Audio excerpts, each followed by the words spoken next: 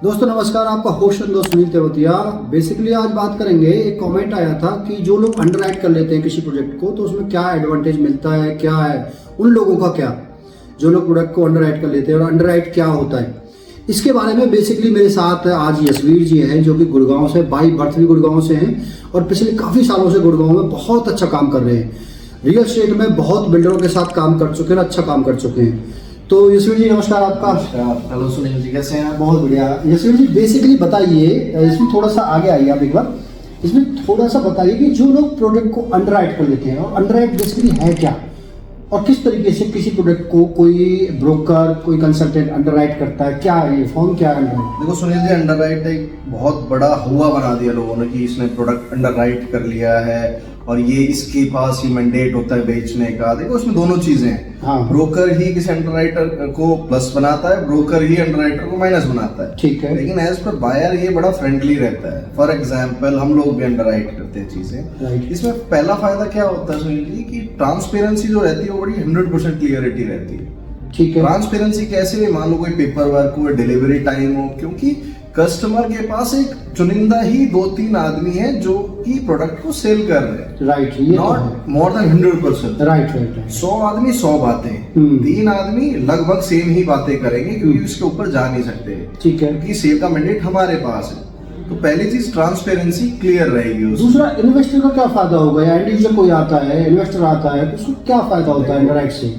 Investor का फायदा क्या होता है? पहले तो ये देखता है कि अंडरराइट करा किसने। पहले उसकी वो नॉलेज देखेगा और प्रोडक्ट कौन सा अंडरराइट किया है, किस बजट सेगमेंट का है और वो जो प्रोमिसेस कर रहा है वो डिलीवर भी कर पाएगा या नहीं कर पाएगा। क्योंकि इन्वेस्टर का फायदा जब ये होगा कि उसके चीज को एंड यूजर को लेने आए। Right right right. तो इन्वेस्टर तो जब भी स्विच होगा जब उस प्रोडक्ट पे एंड यूजर आएगा। तो अंडरराइटर क्या करता है, उसको एक एक्स अमाउंट में जो शुरू में वो इन्वेस्ट करेगा हमारे साथ, उसको अच्छा रिटर्न दिलवा के एग्जिट भी उस अंडरराइटर का ही काम होता है। तो मतलब एक इन्वेस्टर को एक एडवांटेज रहता है प्राइस का। Right right right. प्राइस का गैप रहता है उसको। हाँ। भाई फॉर एग्जांपल आज उसने 5 रुपए पे हमारे साथ भरोसा करा और एंड यूजर आने लगा, आज उस 5 को 15 में बेच रहा है। किसके थ्रू बेच रहा है? वो अंडरराइटर के थ्रू बेच रहा है। मींस रोड साइड जो ब्रोकर्स रहते हैं वो उन पे विश्वास ना करके अंडरराइट पे इसलिए विश्वास करेगा क्योंकि आपने एक प्रोडक्ट उठाया हुआ है, उस पर आपकी कमांड है और आप अपने प्रोडक्ट का जो रेट है वो पर्टिकुलर बढ़ाते चलोगे क्योंकि आपको इन्वेस्टर को एग्जैक्ट पॉइंट भी देनी है। Right right. अच्छा, एक चीज और है कि बहुत सारे जो इन्वेस्टर है या बहुत सारे जो एंड यूजर है जिन्होंने प्रॉपर्टी बाय कर ली किसी ब्रोकर के साथ, तो मैंने एक वीडियो बनाई थी इससे पहले जी, आज हम जो शूट कर रहे हैं, तो उसमें मैंने ये पॉइंट उठाया था कि बेसिकली आप डिस्काउंट के पीछे ना भाग के एक सही कंसल्टेंट को ढूंढें। एग्जैक्टली। तो वो कैसे एक इन्वेस्टर डिफाइन करे कि सही आदमी कौन है जिसके साथ जाके हम एक अच्छा बेनिफिट ले सकते हैं? बहुत ही अच्छा क्वेश्चन है सुनील जी आपका। आजकल का जो कस्टमर है वो घर नहीं चाहता, अच्छी डील, मतलब उसको चाहिए डिस्काउंट, अच्छी डील। ब्रोकर्स कई अच्छे भाई बंधु हैं हमारे जो कहते हैं कि सर आपको एक अच्छा घर दे रहे हैं, अच्छी इन्वेस्टमेंट दे रहे हैं। और जो ब्रोकर्स बायर्स के दिमाग में सिर्फ डिस्काउंट डिस्काउंट डिस्काउंट, जो फोन पे भी डिस्काउंट देते हैं, आजकल ट्रेंड चल गया। हाँ, 4%, 5%, 8%, 8%, कितना परसेंट बोल रहे हो? तो ये ट्रेंडिंग चल गया है डिस्काउंट। आदमी प्रोडक्ट नहीं देख रहा, उस पर रिटर्न क्या आएगा नहीं आएगा, पेपर्स इसके ठीक है नहीं है। आज आप काफी देख रहे हो, आपकी काफी वीडियो है, कई डेवलपर्स बंद पड़े हैं प्रोजेक्ट। हाँ, रीजन उन्होंने एक प्रोडक्ट लेके आए, वो डिलीवरी नहीं कर पाए और लोगों ने उसमें क्या लिया? डिस्काउंट लिया। सही कंसल्टेंट के साथ ना जाने का नुकसान, ये नुकसान है। और सही कंसल्टेंट उस प्रोडक्ट में गया ही नहीं कभी भी, ना ही उसने किसी को सजेस्ट करा।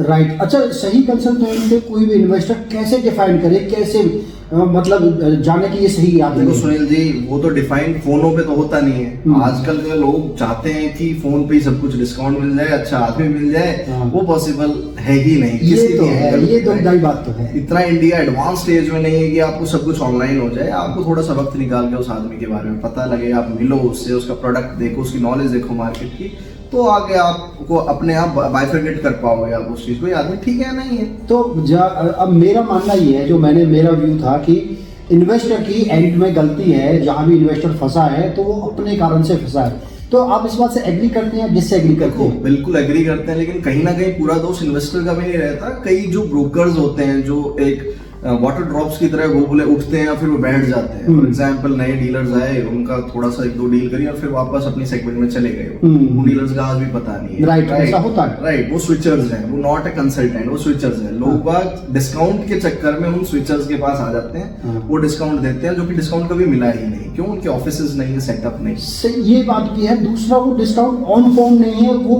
वर्चुअली है कि क्रेडिट नोट है, वो क्रेडिट नोट, हमने सर आपको 5% दे देंगे, 10% दे देंगे। तो ये सारी चीजें हैं, बायर्स को थोड़ा सा मद्देनजर रखते हुए तो आगे इन्वेस्ट करना चाहिए। हम तो ये सजेस्ट करते हैं। तो मतलब कहने का ये है आपका कि कोई भी इन्वेस्टर इन्वेस्ट तब करे, पहले सही कंसल्टेंट चुने। एग्जैक्टली, पहले और फिर उसके बाद ये ब्रोकेज का गेम ना खेले। ये डिस्काउंट, ब्रोकरेज और ये चीजें नहीं। आप ये फोकस रखो कि मैं जहाँ पैसे 2 रुपए लगा रहा हूँ वो सेफ है या नहीं है। राइट, पहला पॉइंट ये है। उसकी लोकेलिटी अच्छी है, उसकी वर्थ है। जो ये बोल रहे हैं इसमें 100% सच्चाई है, वो झूठ है। हाँ। और इस आदमी की वर्थ है ये जो बोल रहा है कि स्ट्रॉन्ग मैन है, या फिर ये किसी भी वर्किंग में कहीं भी फ्रीलांसर की तरह काम कर रहा है, या ये सेटअप लेके बैठा है। राइट, ये सारा कुछ मायने रखते हैं। और ऐसा नहीं है कि हमारे सारे ब्रोकर भाई ऐसे हैं, बहुत अच्छे लोग भी हैं। राइट, लेकिन कई जो चुनिंदा कुछ लोग हैं जो इस ब्रोकर कम्युनिटी को खराब करते हैं। इससे नुकसान क्या है? इन्वेस्टर का नुकसान है बहुत ज्यादा। किसी के ऊपर ट्रस्ट नहीं करेगा। हाँ, ये बात भी है।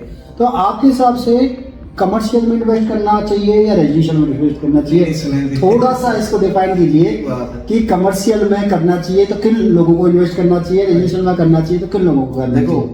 दोनों में करना चाहिए इन्वेस्टमेंट, लेकिन बायर का इंटेंट क्या है, वो क्या चाह रहा है। किसी के पास 2-3 घर है, वो क्या चाह रहा है कि मेरे पास एक लगी बंदी इनकम आती रहे, ठीक है, पर मंथ, तो वो कमर्शियल में ऑब्वियसली मैं सजेस्ट करूंगा कमर्शियल में जाए।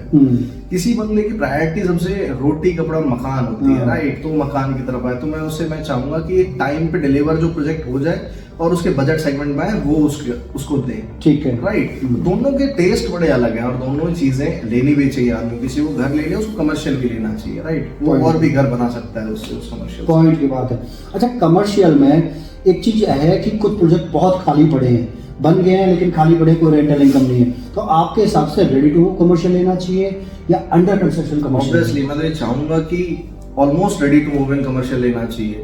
डिगिंग हुई, 5 साल का प्रोजेक्ट हुआ, नो डाउट कि उसमें पहले फर्स्ट उसमें घुसते हैं आप, लेकिन मैं तो ये चाहूंगा कि आप जहाँ ढांचा खड़ा हो किसी भी उसका, और रेंटल आ रहा हो तो किसी प्रॉपर्टी में रेंटल आ रहा हो तो वो बेस्ट रहेगा। रेंटल और ये सारी चीजें ना आप समझो उस हिसाब से रेट भी डिफाइन करते हैं। आपको चीज लेनी है, मैंने वही बताया, आपको चीज लेनी है, डिस्काउंट लेना, वो आप ही के पैसों को घुमा के देगा, राइट। आप रेडी टू मूव इन देखो, आपको कल को मतलब रेंट जो एक्सपेक्ट आप कर रहे हो नहीं मिलेगा, लेकिन आपका एसेट तो खड़ा है।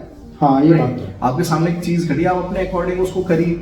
लेकिन आप कमर्शियल में दोनों पॉइंट है। कई आदमी इंटेंट देखा जाता है डेवलपर का कि वो बना देगा या नहीं बनाएगा, या कोई बना देता है उसके बाद भी नहीं चलते मॉल, ऐसे बड़े पॉइंट। सोना रोड पे बहुत ऐसे कमर्शियल है जहाँ आप देखोगे कि लीजिंग उनकी जो टीम है वो स्ट्रांग नहीं है, वो मॉल आज भी ठप है। और कई ऐसे मॉल हैं जो कल बने आज बहुत अच्छे चल रहे हैं। तो आने वाले जो 2025 है उसमें इन्वेस्टमेंट रेजिडेंशियल की अच्छी रहेगी या कमर्शियल की अच्छी रहेगी? देखिए, मेरे हिसाब से दोनों में अच्छी रहेगी, लेकिन जरूरत किसको क्या है वो जरूरी मतलब मैटर करता है। अब जैसे हम सोना की बात करें, अभी सोना ग्रोइंग स्टेज में, सोना का बार बार नाम लिया जाता है, सोना बनेगा। और पिछले इस साल में या उससे पिछले साल में देखें तो सोना के प्राइस बहुत हाइक पे भी गई है, बहुत ज्यादा। तो आने वाले अब एक सेगमेंट हम ले लेते हैं 1.5 से 2 करोड़ का जो बायर है और जिसको घर चाहिए, तो गुड़गांव में क्या ऑप्शन है और सोहना में क्या ऑप्शन है, थोड़ा डिफाइन करेंगे? देखिए, सोना नहीं रहा, उसको साउथ गुड़गांव के नाम से जानते हैं, राइट, वो तो है, राइट। दूसरी चीज कनेक्टिविटी। आप देखेंगे कि राजीव चौक से आप 10 मिनट में आप साउथ गुड़गांव पहुंच रहे हैं, ठीक है, और राजीव चौक से आपको 20 से 25 मिनट न्यू गुड़गांव में जा रहे हैं, बिल्कुल। तो व्हाई नॉट साउथ गुड़गांव? आप बात समझिए। और टिकट साइज जो है 1.5 से 2 करोड़, वही था टिकट साइज 1 से 1.5 करोड़। गुड़गांव में कुछ भी नहीं है। अगर आप कॉल भी करते हैं किसी भी कंसल्टेंट को, वो आपको ऑप्शन नहीं दे पाता, दे भी देता तो आपको कॉम्प्रोमाइज करना पड़ेगा। कॉम्प्रोमाइज तो बहुत करना पड़ेगा, ये बात तो है। आपको साउथ गुड़गांव में सजेस्ट करता हूँ, क्योंकि न्यू डेवलपिंग एरिया है, आपका रेट अप्रिशिएट होगा, कल को आप रहना है तो बेस्ट कनेक्टिविटी। आज भी पब्लिक ट्रांसपोर्ट चल रहे हैं, गवर्नमेंट ने ऑलरेडी चीजें प्लान है, मेट्रो ऑलरेडी प्रपोज्ड है, और नो डाउट AQI जो पॉल्यूशन से लोग तंग हैं आज, उसका बेनिफिट है ही है। अरावली व्यू तो है ही है। जैसे कि जंगल सफारी हमारे सीएम साहब ने, खट्टर साहब थे, उन्होंने 10,000 एकड़ में काफी अनाउंसमेंट कर चुके हैं। लिथियम बैटरी का प्लांट भी आ रहा है उधर, ऑलमोस्ट बन गया। तो सारा कुछ देखते हुए रेशियो आप लैंड के रेट से भी लगाइए। आप पहले क्या लैंड रेट था, आज तो क्या कुल मिला के बात यह है कि हमें साउथ ऑफ गुड़गांव को भी कंसीडर कर लेना चाहिए। बिल्कुल, बिल्कुल। अगर आप 1.5 से 2 करोड़ में कोई घर तलाश कर रहे हैं। और आज आप फॉर एग्जांपल अरालियाज में भी रहते हैं, तो मैं तो ये चाहूंगा कि आप वहाँ कहीं ना कहीं टेस्ट कुछ लो, या कमर्शियल लो या रेजिडेंशियल लो, कोई ना कोई एक इन्वेस्टमेंट जरूर डालो सोना में। राइट, ये सलाह दूंगा। तो फ्रेंड्स, देखा आपने, काफी अच्छी आपको नॉलेज मिली होगी और सारे क्वेश्चन आपके जो हैं वो बहुत सारे हद तक क्लियर हुए होंगे। आगे भी हम ऐसी वीडियो लाते रहेंगे एसबी जी के साथ बेसिकली। और आपको एक पॉइंट भी मिल गया होगा कि कहीं ना कहीं साउथ ऑफ गुड़गांव में आपको इन्वेस्टमेंट डाल लेनी चाहिए। अगर आप इन्वेस्टर हैं या आप एंड यूजर हैं, आपको घर चाहिए, तो जरूर एक बार साउथ ऑफ गुड़गांव की विजिट जरूर करके आएँ। और एक अंडर राइट करने का जो फायदा है, जैसे कॉमेंट आया था किसी भाई का, तो अंडर राइट का एक फायदा होता है। एक इन्वेस्टर को ही होता है बेसिकली, एक एंड यूजर को ही होता है। और एक अच्छे से एक्सप्लेनेशन मिल जाता है लोगों को कि ये प्रॉपर्टी क्यों लेनी चाहिए, क्योंकि अंडर राइट में 2-3 लोग ही होते हैं, चैनल ज़्यादा नहीं होते हैं जो आपको अच्छे से ब्रीफ कर सकते हैं चीज़ों की। तो यशवी जी, धन्यवाद आज के लिए। Thank you so much. Thank you so much. ठीक है सर, मिलते हैं नेक्स्ट वीडियो में। Thanks for watching.